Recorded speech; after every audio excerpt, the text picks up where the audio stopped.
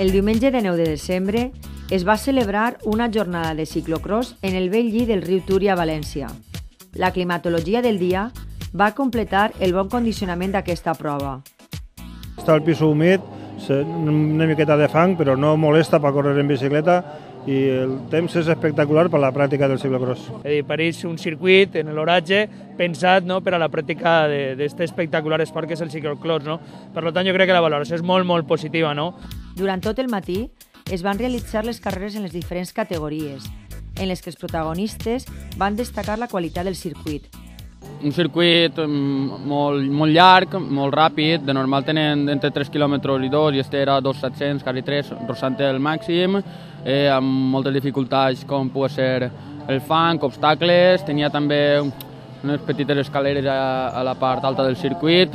Molt bé, llarg, però molt xulo, molt variat, rectes, curves, tot, obstacles, tot. Espectacular, el circuit este és molt atractiu, sempre ho dona tot i és el circuit més bonic de la Comunitat Valenciana, de tota la temporada que fem així, el circuit més bonic i un dels més bonics també d'Espanya.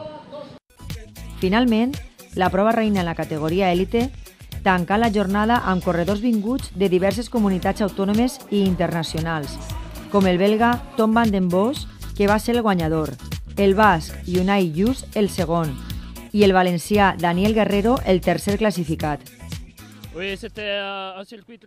Sí, ha sigut una carrera difícil, degut al fang, perquè s'esbarava molt. Al principi he esperat un poc per a veure com anaven els altres corredors, però he punxat i he tingut que donar-ho tot per aconseguir una xicoteta avantatge que he guardat fins a l'arribada.